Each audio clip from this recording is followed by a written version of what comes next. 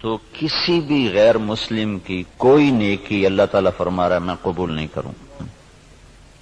وہ فی الآخرۃ من، دنیا میں صلہ دے گا. نمتعہم قلیلا، دنیا میں ہم ان کو صلہ دیں گے. اس لیے کہا وہو فی الآخرۃ من الخاسرین، آخرت میں ہم ان کو ناکام کر دیں گے، وہ خسارے میں. دنیا میں اپنی نیکی کا کچھ صلہ وہ پائیں گے. قل تمتعوا، خود اللہ بھی کہہ رہا ہے نفع اٹھا لو میں دے رہا ہوں. لیکن موت کے بعد اولئک الذین، یہ وہ لوگ ہیں جنہوں نے دنیا میں اپنے آپ کو سمجھا کہ ہم تو بہت اچھے کر رہے تھے. حبطت اعمالہم، لیکن ان کے اعمال ضائع ہو گئے اور اللہ تعالیٰ نے ان کی کوئی قیمت نہ لگائی. یہ ایک قانون ہو. دوسرا قانون، جو دین پہ چلنے والے ہیں ان کے ساتھ کیا ہوگا؟ اگر وہ پورے دین پر چل رہے ہیں تو پھر قرآن خوشخبری دیتا ہے انتم الاعلون، تم سب سے بلند رہو گے، تم سب سے عزت والے ہوگے. ان کنتم مؤمنین، اگر یہ دین پر چلنے والے ہوں گے پورے تو پھر کیا ہوگا؟ لفتحنا علیہم برکات من السماء والارض، زمین آسمان کی برکتوں کے دروازے تمہارے لیے اللہ تعالیٰ کھول دے گا. صرف دنیا میں اللہ کیا کرے گا اس کو میں آپ کو بتا رہا ہوں جو اللہ نے قرآن میں وعدے کیے ہیں. اگر تم پر کوئی دشمن چڑھ آتا ہے تو وَكَانَ حَقًّا عَلَيْنَا نَصْرُ الْمُؤْمِنِينَ، پھر میرے ذمے ہے میں تمہاری مدد کروں. اور اگر اللہ تمہاری مدد کرے تو پھر کیا ہوگا؟ پھر وَلَن تُغْنِيَ عَنْكُمْ فِئْتُكُمْ شَيْئًا وَلَوْ كَثُرَتْ وَأَنَّ اللَّهَ مَعَ الْمُؤْمِنِينَ، پھر ساری دنیا تم پہ چڑھائی کر دے اور اللہ تمہارے ساتھ ہو تو پھر تمہارا کوئی کچھ نہیں بگاڑ سکتا. اللہ کے محبوب کا فرمان ہے، مسلم شریف کی روایت ہے، صحیح ساری کتابوں میں ہے، لن یغلب 12,000 من قلت، 12,000 اگر مسلمانوں کی تعداد ہو پوری دنیا میں، صرف 12,000، اور باقی ساری دنیا کا باطل ایک طرف ہو، تو انہیں اس وجہ سے شکست نہ ہوگی کہ یہ تھوڑے تھے، اس وجہ سے شکست نہیں ہوگی. اگر 12,000 کو شکست ہوئی ہے 12 لاکھ کے مقابلے میں یا 12 کروڑ کے مقابلے میں، تو شکست کی وجہ اللہ تعالیٰ کا نبی فرما رہا ہے کمی نہیں ہے، شکست کی وجہ ان کا اللہ سے تعلق کا ٹوٹنا یا ان کے اندر گناہوں کا پایا جانا، ورنہ 12,000 مسلمان ساری دنیا کے لیے کافی ہیں. لن یغلب 12,000 من قلت، 12,000 پر کوئی غالب نہیں آ سکتا. وَأَنَّ اللَّهَ، ویسے تو ایک مسلمان ہو تو اس پہ کوئی غالب نہیں آ سکتا جب اللہ ساتھ ہو. نبی ایک ہی تو ہوتا ہے، اکیلا نبی ہوتا ہے اور سارا کفر اس کے سامنے ہوتا ہے. اور ہود علیہ السلام تو ایسی قوم کے سامنے آئے تھے جن کے قد اس پلر کو دگنا کرو تو تب جا کے ان کا قد بنتا تھا. اتنے قد آور قوم تھی کہ 30 40 ہاتھ، یعنی کوئی 60 فٹ ان کا قد بنتا تھا. اور ان کے مقابلے میں اللہ نے لشکر کی وجہ ایک بھیجا، صرف ہود. وَإِلَىٰ عَادٍ أَخَاهُمْ هُودًا، ہم نے عاد کی طرف ہود کو بھیجا. تو سارے مل گئے لیکن ہود علیہ السلام کو ہاتھ نہیں لگا سکتے، ایک ہی کافی ہوتا ہے. لیکن یہ اسباب کی دنیا ہے، اسباب کی دنیا ہے، تو یہاں بطور سبب یہ معجزات کا جہان نہیں. نبیوں کا معاملہ اور ہوتا ہے اور امت کا معاملہ اور ہوتا ہے. نبیوں کے ساتھ اللہ تعالیٰ کا نظام خصوصی چلتا ہے اور عام انسانوں کے ساتھ اللہ تعالیٰ کا نظام عمومی چلتا ہے. ہمیں مکڑی کے جالے سے اللہ نہیں چھپائے گا. کافر پہنچ گئے اور سامنے کھڑے ہوئے ہیں، اور وہ جب آپ ہجرت کی رات نکلے 27 صفر نبوت کے 14ویں سال رات کو نکلے اور جا کر غار ثور میں چھپے، تو کھوجی پاؤں کو دیکھتے دیکھتے غار پر پہنچ گیا لوگوں کو لے کر کہ یہاں پاؤں کا نشان ہے. لیکن اس کے پہنچنے سے پہلے اللہ نے ایک بیل اٹھائی، اس بیل میں مکڑیوں کو بھیجا، مکڑیوں نے جالا تن دیا اور ایک کبوتری نے انڈے دے دیے. جتنی دیر میں یہ لوگ پہنچے اتنی دیر میں یہ کام ہو چکا تھا. اب آگے کھوجی کہنے لگا پاؤں کا نشان یہاں تک، تو ابی بن خلف کہنے لگا یہ جالا تو محمد کی پیدائش سے بھی پہلے کا ہے، تو ہمیں کہاں لے کر آ گیا. اور دوسرا پھر آپ سامنے ہیں، یہ نہیں کہ کوئی چھپے میں غار ثور کو ٹیڑھا مڑ، سیدھا ایسے چوڑا سا دہانہ ہے اور اس کے سامنے بیٹھا ہوا آدمی نظر آتا ہے. یہ اللہ کا خصوصی نظام ہے، یہ عام انسانوں کے ساتھ نہیں چلتا۔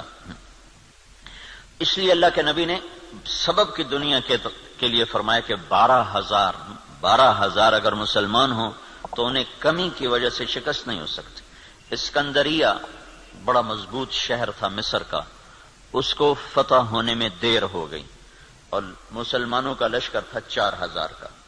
تو حضرت عمرو بن عاص رضی اللہ تعالیٰ عنہ نے عمر رضی اللہ تعالیٰ عنہ کو خط لکھا کہ یہاں بہت بڑا لشکر ہے اور میں 4,000 کے ساتھ ان کا مقابلہ نہیں کر سکتا، اب میری مدد کے لیے فوج روانہ کرو۔ تو عمر رضی اللہ تعالیٰ عنہ نے 4,000 اور بھیج دیے، 4,000، اور ان 4,000 کے ساتھ 4 آدمی ہوں، ایک زبیر بن عوام اور ایک مقداد بن اسود، یہ مہاجرین میں سے، اور عبادہ بن صامت اور مسلمہ بن مخلد، یہ انصار میں سے، 2 مدینے کے 2 مکہ کے، ان 4 کو ان کے ساتھ، تو یہ 4,000 جمع 4۔ تو عمر رضی اللہ تعالیٰ عنہ نے عمرو بن عاص رضی اللہ تعالیٰ عنہ کو خط لکھا کہ میں تیرے مدد کے لیے 4,000 آدمی بھیج رہا ہوں، ان کے ساتھ 4 آدمی اور ہیں، ان میں ہر آدمی 1,000 کے برابر ہے، 1,000 کے برابر ہے، لہذا میں 4,000 نہیں، میں 8,000 تیری مدد کے لیے بھیج رہا ہوں، اور تم پہلے سے 4,000 ہو تو تم 12,000 ہو گئے، تو 12,000 کو کمی کی وجہ سے کوئی شکست نہیں دے سکتا۔ تم جب میرا یہ لشکر پہنچے تو تم سارے مسلمانوں کو آخرت کی ترغیب دو اور اللہ کا نام لے کر قدم بڑھاؤ، اللہ تمہیں فتح عطا فرمائے گا۔ دنیا جن کی فراست کا لوہا مانتی ہے کافر بھی، اور وہ اتنے بڑے شہر پہ حملہ ہو رہا ہے، اور وہ کیا تدبیر اختیار کر رہے ہیں کہ 4,000 جمع 4 آدمی بھیج کر مطمئن بیٹھے، حالانکہ وہ 40,000 بھیج سکتے تھے۔ عمر رضی اللہ عنہ اس وقت اس سطح پر تھے کہ 40,000 بھیج سکتے تھے، 4,000 جمع 4۔ چند صحابہ ایسے ہیں جن کو 1,000 کے برابر مانا جاتا تھا کہ جہاں وہ ایک کھڑا ہے وہ 1,000 کے برابر ہے، قعقاع بن عمر تمیمی اور مقداد بن اسود اور رافع بن عمیرہ اور طلحہ بن خویلد اور عمرو بن معدی کرب اور براء بن مالک، یہ وہ لوگ ہیں جہاں ایک کھڑا ہوتا تھا تو کہا جاتا تھا 1,000 کھڑا ہوا ہے۔ تو یہ 4,000 جمع 4 وہاں پہنچے اور 8,000 کے ساتھ، او بھائی رہنے دو، کس نے کہا چھوڑ۔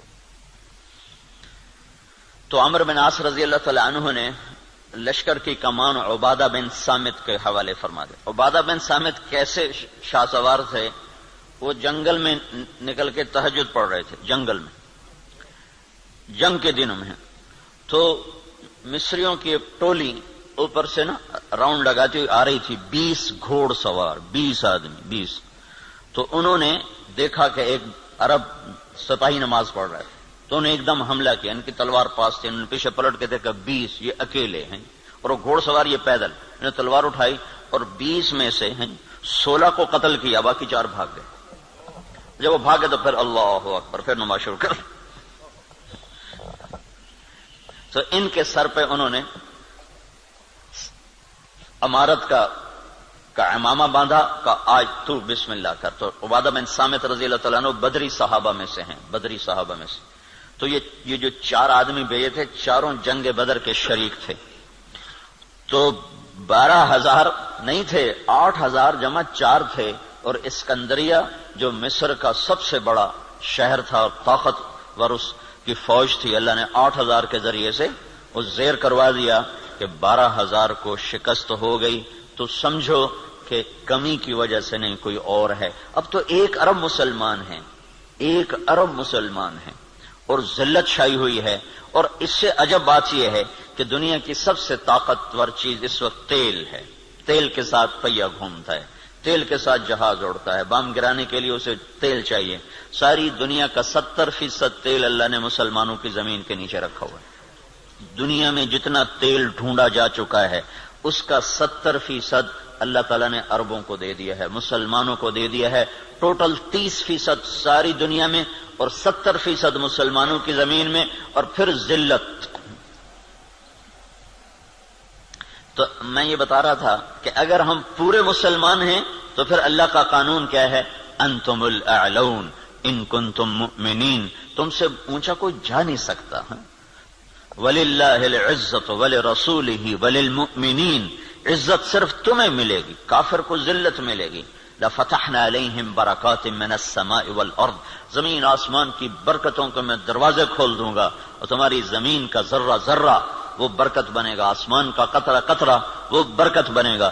تم پہ دشمن چڑھے گا تو کان حقا علینا نصر المؤمنین، میرے ذمے ہے میں تمہاری مدد کروں، میں خود آؤں گا. ان تستفتحوا فقد جاءکم الفتح وان تنتهوا فهو خیر لکم وان تعودوا نعود. اللہ اکبر. یہ جنگ بدر کی آیات ہیں. اللہ تعالیٰ کہہ رہا ہے پتہ چل گیا نا تمہیں کہ اللہ کس کے ساتھ ہے، اور تم کہا کرتے تھے حق کو واضح کر. آج حق واضح ہوا کہ تم ذلیل ہوئے اور بے ہتھیار بے سر و سامان وہ کامیاب ہوئے. اب جاؤ اور بس کر دو تو تمہارے لیے اچھی بات ہے. اگر تم لوٹو گے تو میں لوٹوں گا. ان تعودوا نعود، اگر تم آؤ گے تو میں آؤں گا. تو اللہ کے ساتھ کون لڑے؟ جب ہرمزان، تستر ایک جگہ تھی ایران کی کا ایک صوبہ تھا تستر، وہ 1 سال کے بعد فتح ہوا تھا. اس پر اتنی لمبی جنگ چلی کہ 1 سال، ایک قلعہ 1 سال لے گیا تھا. تو اس کے سردار ہرمزان پکڑا گیا، زندہ پکڑا گیا. تو عمر رضی اللہ عنہ نے فرمایا کہ اسے مدینے بھیجو. جب وہ مدینے پہنچا تو عمر رضی اللہ عنہ نے پوچھا بھائی کیا حال ہے؟ کہنے لگا کیا پوچھتے ہو؟ جب ہمارا تمہارا مقابلہ تھا تو ہم تمہیں اپنے جوتے کی نوک پہ نہیں لکھتے تھے. جب تم نے اللہ کو ہمارے سامنے کھڑا کر دیا تو اب اللہ سے کون لڑے؟ یہ ایک مجوسی ایرانی سردار کی بات تھی. جب اللہ کو سامنے کھڑا کر دیا تو اب اللہ سے کون لڑے؟ پھر وہ ایمان لایا، کلمہ پڑھا. حضرت عمر کے بڑے اچھے ساتھیوں میں وہ شمار ہوتے رہے رحمت اللہ علیہ. تو اگر پورا دین ہے تو پھر اللہ یہ قانون بتا رہا ہے. اگر ادھورا دین ہے پھر کیا ہوگا؟ پھر وہی ہوگا جو ہو رہا ہے. لیکن میں قرآن سے بھی بتاؤں گا کہ کیا ہوگا. ہوگا تو وہی جو ہم دیکھ رہے ہیں. لیکن اللہ کا قرآن بھی اس کی طرف نشاندہی کرتا ہے، بتلاتا ہے کہ اگر تم ادھورے چلو گے، پورے نہیں چلو گے. دیکھو نا 33 نمبر لے کر بھی تو آدمی پاس ہوتا ہے، لیکن کوئی اس کو جاب دیتا ہے، کوئی نوکری دیتا ہے. کہا جی کون سے ڈویژن ہے؟ کہا جی 3rd ڈویژن کا. جا جتی چاہتے ہونے نکل جائے. 1st ڈویژن والے کو لوگ دیکھتے ہیں کہ ہاں بھائی کتنے نمبر لیے تھے آپ نے، کتنا ایکسپیرینس ہے آپ کا. تو ہم 33 نمبر والے مسلمان ہیں، تو اللہ سے ہم مانگتے ہیں 100 نمبر والا معاملہ. تو اب اللہ تعالیٰ کا قرآن بتاتا ہے، کیا کہتا ہے؟ وَلَنُذِيقَنَّهُمْ مِنَ الْعَذَابِ الْأَدْنَى دُونَ الْعَذَابِ الْأَكْبَرِ لَعَلَّهُمْ يَرْجِعُونَ. جب تم ادھورے چلو گے نا، کبھی نماز پڑھی کبھی چھوڑ دی، کبھی روزہ رکھا کبھی چھوڑ دیا، کبھی حلال کھایا کبھی حرام کھایا، کبھی جھوٹ بولا کبھی سچ بولا، کبھی سود پہ چلے کبھی حلال پہ چلے. جب تم یہ سارا گڑبڑ کر دو گے تو پھر میں کیا کروں گا؟ وَلَنُذِيقَنَّهُمْ مِنَ الْعَذَابِ الْأَدْنَى، میں تمہیں چھوٹے چھوٹے عذاب دوں گا. دون العذاب الاکبر، بڑا عذاب نہیں دوں گا. بڑا عذاب کیا ہے؟ قرآن کی دوسری آیت فَيُعَذِّبُهُ اللَّهُ الْعَذَابَ الْأَكْبَرَ يَصْلَى النَّارَ الْكُبْرَى. جہنم کی آگ، دوزخ کی آگ، یہ بڑا عذاب ہے اور یہ خوفناک عذاب ہے. اس سے توبہ توبہ. انہا لظا، بھڑکتی ہے، نزاعۃ للشوا، کھال کھینچ دیتی ہے.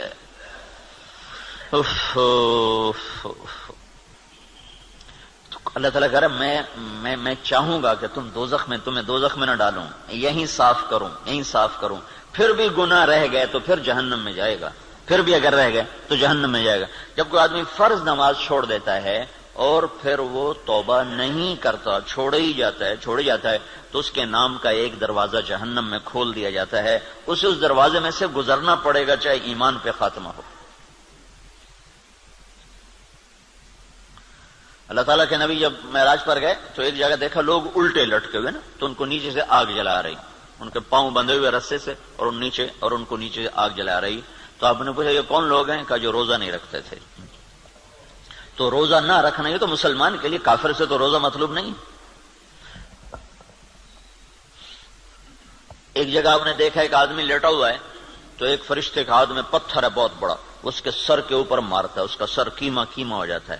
پتھر دور جا گرتا ہے، وہ پتھر اٹھانے جاتا ہے، واپس آنے تک اس کا سر ٹھیک ہو جاتا ہے، وہ پھر اس کے سر پہ پتھر مار، وہ پھر قیمہ قیمہ ہو جاتا ہے۔ تو آپ نے پوچھا یہ کون ہے؟ کہ یہ وہ جو عشاء کی نماز پڑھے بغیر سو جاتا تھا، جو عشاء پڑھے بغیر۔ اور لاکھوں کروڑوں مسلمان ایک نماز بھی نہیں پڑھتے، عشاء کی کیا بات ہے، ایک بھی نہیں پڑھتے۔ تو بڑا عذاب آگے کا ہے، بہت خوفناک ہے، بہت خوفناک ہے۔ آگے آپ گئے تو آپ نے دیکھا ایک آدمی کا پیٹ ہے جیسے گنبد ہوتا ہے، گنبد کی طرح بڑا پیٹ ہے، اس پیٹ کے اندر سانپ گھسے ہوئے ہیں اندر، اور اس کو اندر سے ڈس رہے ہیں، اس کی چیخ و پکار ہے۔ تو آپ نے کہا یہ کون ہے؟ کہ یہ سود کھانے والے۔ تو بڑا عذاب آگے ہے، زلزلہ، دشمن کی چڑھائی، دشمن کے ہاتھوں قتل، دریاؤں کا سوکھ جانا، بجلی کا ختم ہو جانا، محبتوں کا اٹھ جانا، برکتوں کا اٹھ جانا، آپس کی لڑائیاں، قتل و غارت، بد امنی، مہنگائی، یہ ہے وَلَنُذِيقَنَّهُم مِّنَ الْعَذَابِ الْأَدْنَىٰ، چھوٹے چھوٹے عذاب دوں گا، دون العذاب الاکبر، بڑا نہیں دوں گا، لعلہم یرجعون، شاید تم مسجدیں بھر دو اور تم توبہ کر لو اور تم اللہ کے سامنے جھک جاؤ اور تم اللہ کو منا لو اور اللہ کے نبی کے طریقوں پر آ جاؤ۔ تو ما یفعل اللہ بعذابکم ان شکرتم وآمنتم وکان اللہ شاکرا علیما۔ اللہ تعالیٰ فرماتا ہے تمہیں سزا دے کے مجھے کیا خوشی ہوتی، تمہیں سزا دے کے مجھے کیا خوشی ہوتی، تم انسان بنو اور جو کہتا ہوں کرو، جس سے روکتا ہوں چھوڑو، تو میں تمہیں عذاب دے کے مجھے کوئی خوشی نہیں ہے، لیکن تم میرے من کے چلو، میرے بن کے۔ آپ 5000 تنخواہ دے کر اگلے کی کھال اتار دیتے، ذرا سا گڑبڑ کر دے تو اس کی ماں بیٹی نہیں چھوڑتے، اور اللہ تعالیٰ سر سے لے کر پاؤں تک وجود دیتا ہے۔ ایک سیل ساری دنیا مل کے نہیں بنا سکتی، ایک سیل میں جو جہان کام کر رہا ہے ساری دنیا عاجز ہے اس ایک سیل کا، صرف ایک سیل کا جہان سمجھنے سے دنیا کا انسان عاجز ہے، اور کئی کھرب سیلز جمع ہوتے ہیں تب اللہ ایک انسان بناتا ہے۔ ہر سیل میں ایک کائنات ہے جس کا نظام اللہ تعالیٰ چلاتا ہے، تو اس کے بعد اس کا اتنا حق نہیں ہے کہ میری مان کے چل، میری مان، اطیع اللہ و اطیع الرسول، اللہ کی مانو اور اللہ کے رسول کی مانو، اپنی مرضی پہ نہ چل۔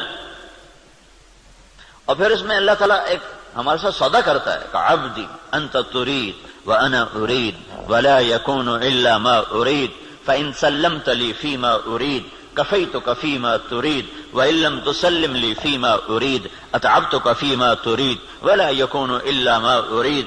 اے میرے بندے، ایک تیرا ارادہ ہے، ایک تیرے رب کا ارادہ ہے، جو تو چاہتا ہے وہ اللہ کے ارادے کے بغیر نہیں ہو سکتا، جو اللہ چاہتا ہے وہ تمہارے بغیر کر دیتا ہے۔ تو ایک کام کرو، یہ اس چند روزہ زندگی میں جو میں کہوں کرتے جاؤ، کرتے جاؤ، کرتے جاؤ، کرتے جاؤ۔ یہ نہ دیکھو کہ نفع کیا ہے، نقصان کیا ہے، یہ دیکھو کہ اللہ کیا چاہتا ہے اور اللہ کا رسول کیا کہتا ہے، بس تم یہ کرتے جاؤ تو کیا ہوگا، کفیتک فیما ترید، جو تم چاہو گے میں کر دوں گا۔ وَإِن لَّمْ تُسَلِّمْ لِي فِيمَا أُرِيدُ، اگر تم نے یہ نہ کیا تو أَتْعَبْتُكَ فِيمَا تُرِيدُ وَلَا يَكُونُ إِلَّا مَا أُرِيدُ، تو پھر میں تمہیں تیری چاہتوں میں تھکا دوں گا، تجھے خوار کر دوں گا، اور ہوگا وہ جو تیرا رب چاہتا ہے۔ تو ادھورے دین پر کیا ہوتا ہے، ادھورے دین پر ہاں اللہ تعالیٰ یوں کہتا ہے، ضرب اللہ مثلا قریۃ كانت آمنة مطمئنة يأتيها رزقها رغدا من كل مكان فكفرت بأنعم الله فأذاقها الله لباس الجوع والخوف بما كانوا يصنعون۔ جب تم دین پر چلتے ہو تو اللہ کہتا ہے میں خوف دور کر دیتا ہوں، ولا يبدلنهم من بعد خوفهم امنا، میں خوف دور کرتا ہوں، امن قائم کرتا ہوں، بے برکتی دور کرتا ہوں، برکتیں لے کر آتا ہوں۔ اور جب تم بگڑتے ہو تو پھر میں کیا کرتا ہوں کہ میں ساری برکتیں واپس لیتا ہوں، پھر اور کیا کرتا ہوں، پھر میں خوف طاری کرتا ہوں اور بھوک طاری کرتا ہوں۔ فَأَذَاقَهَا اللَّهُ لِبَاسَ الْخَوْفِ وَالْجُوعِ، جب تم میری مانتے ہو تو زمین آسمان تمہاری نوکری کرتے ہیں، اور جب تم پھر ٹکراتے ہو تو پھر کیا ہوتا ہے کہ میں برکتیں واپس لیتا ہوں اور بھوک اور خوف کا لباس پہنا دیتا ہوں۔ دیکھو یہاں لباس کا ہے، لباس ہے، لباس سارے جسم پر ہوتا ہے۔ خوف دل کی کیفیت کا نام ہے اور بھوک پیٹ کی کیفیت کا نام ہے۔ صرف پیٹ میں بھوک ہوتی ہے اور سارا بدن بے قرار ہوتا ہے، صرف دل میں خوف ہوتا ہے اور سارا بدن بے قرار ہوتا ہے۔ اور اگر جسم کے ایک ایک رونگٹے میں بھوک پڑ جائے اور ایک ایک رونگٹے میں بھوک ڈال دی جائے اور ایک ایک رونگٹے میں اللہ تعالیٰ خوف ڈال دے تو پھر اس آدمی کا کیا حال ہوگا، یا اس معاشرے کا کیا حال ہوگا جس کے روئیں روئیں میں خوف اور بھوک کو ڈال دیا جائے۔ تو یہ اللہ تعالیٰ چھوٹے عذاب کی نشاندہی کر رہا ہے اپنی کتاب میں، اپنے قرآن میں، کہ جب تم نافرمانیاں کرتے ہو تو ظہر الفساد فی البر والبحر، زمین و آسمان میں، بر خشکی اور تری میں، کبھی سمندروں میں موجیں اٹھتی ہیں، کبھی زمین کی برکتیں گم ہو جاتی ہیں، کبھی زمین کپ کپاتی ہے، کبھی پہاڑ لرز جاتے ہیں، کبھی آسمان بے موسم بارشوں پہ اتر آتا ہے، کبھی ہوائیں پاگل ہو جاتی ہیں، کبھی محبتیں مٹ جاتی ہیں۔ یہ کیوں ہوتا ہے؟ یہ کیوں ہوتا ہے؟ جب تم بما کسبت ایدی الناس، یہ تمہارے اپنے ہاتھوں کی کمائی سے ہوتا ہے، تمہارے اللہ کا نہ ارادہ نہیں، تمہارے اپنے ہاتھوں سے ہوا ہے۔ بما کسبت ایدی الناس، یہ تمہارے اپنے ہاتھوں کی وجہ سے ہے۔ لیذیقہم بعد الذی عملوا، اللہ کہہ رہا ہے یہ تمہارے پوری سزا نہیں ہے، چھوٹی سزا، تھوڑی سزا، تھوڑی سزا کہ تم اللہ کی طرف رجوع کرو۔ تو بھائیو، مکمل دین ہے تو اللہ کا قانون اور ہے، ادھورا دین ہے اللہ تعالیٰ کا قانون اور ہے۔ زمین آسمان اللہ کے ہیں، قانون بھی اللہ کا چلتا ہے۔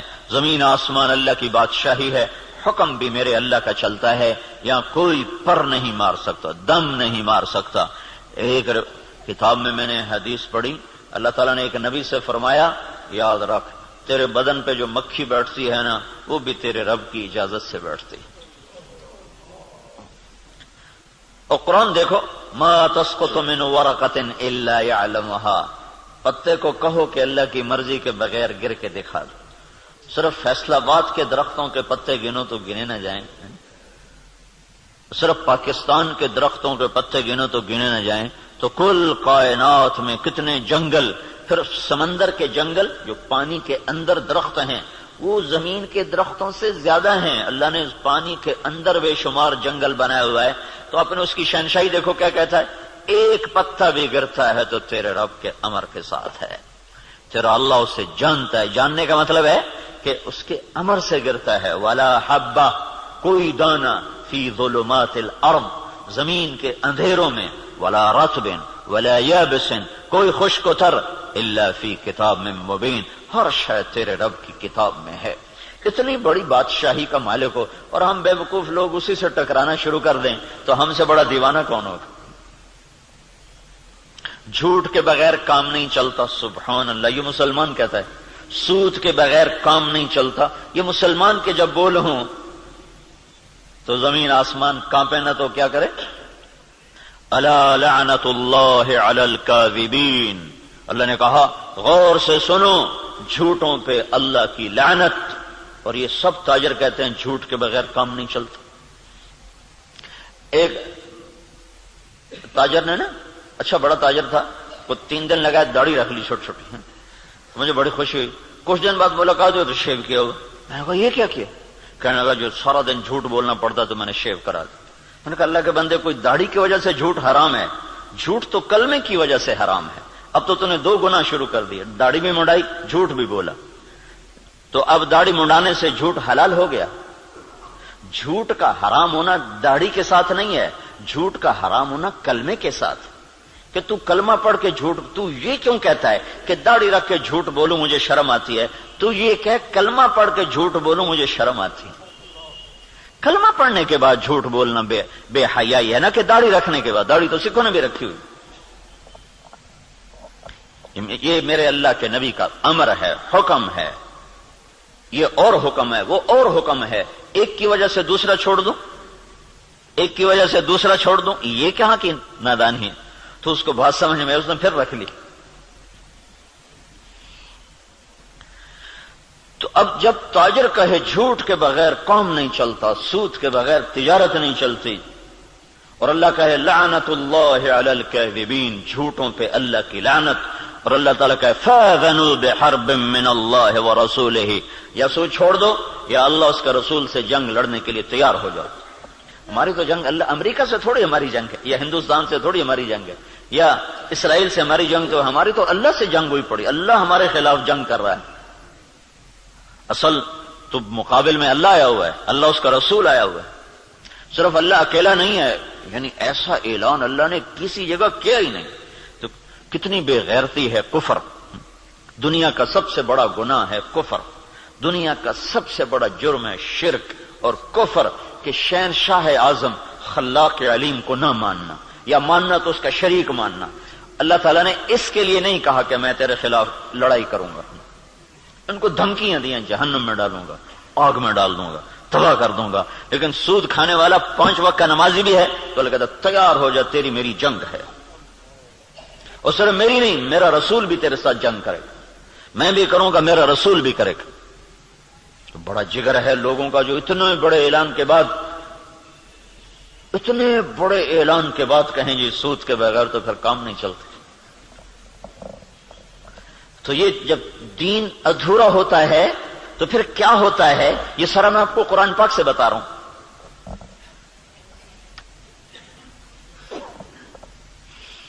ہائے ہائے میرے بھائیو، اگر اللہ کے رسول کی ہمیں پشت پناہی نہ ہوتی تو اللہ کی قسم ہم بندر خنزیر بن چکے ہوتے.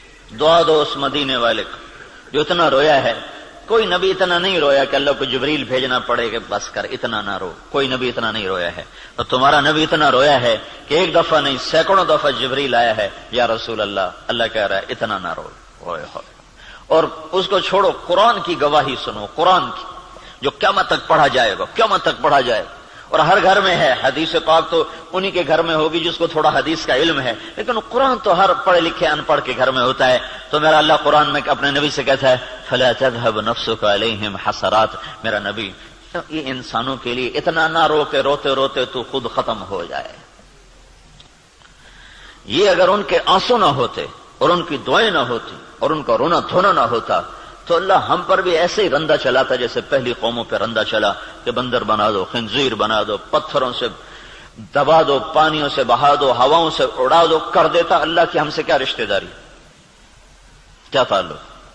ان اللہ لغنی عن العالمین. اللہ کا میں سب سے بے نیاز، سب سے غنی. سب سے پہلا رسول نوح علیہ الصلوۃ والسلام، اور 5 بڑے رسولوں میں ایک نوح علیہ السلام، ابراہیم علیہ السلام، موسیٰ علیہ السلام، عیسیٰ علیہ السلام، محمد صلی اللہ علیہ وسلم. 5 بڑے رسولوں میں 1,24,000 نبی اور رسول، 313 رسول. پھر 313 میں 5 سب سے اعلی نمبر، ان میں سب سے بڑے محمد الرسول اللہ صلی اللہ تعالی علیہ وسلم ہیں. تو اللہ تعالیٰ نوح علیہ السلام سے اللہ نے کہہ دیا انی اعظک ان تکون من الجاہلین. اللہ اکبر، اللہ اکبر. نوح دوبارہ سفارش کی تو نبوت جا سکتی ہے. اللہ اکبر. حالانکہ اللہ نے لینی نہیں تھی، لیکن اللہ نے اپنی بے نیازی دکھائی ہے کہ میں نے تمہیں کہا تھا کافر کے لیے دعا نہ کرنا، کافر کے لیے دعا نہ کرنا. اور یہ کافر ہے.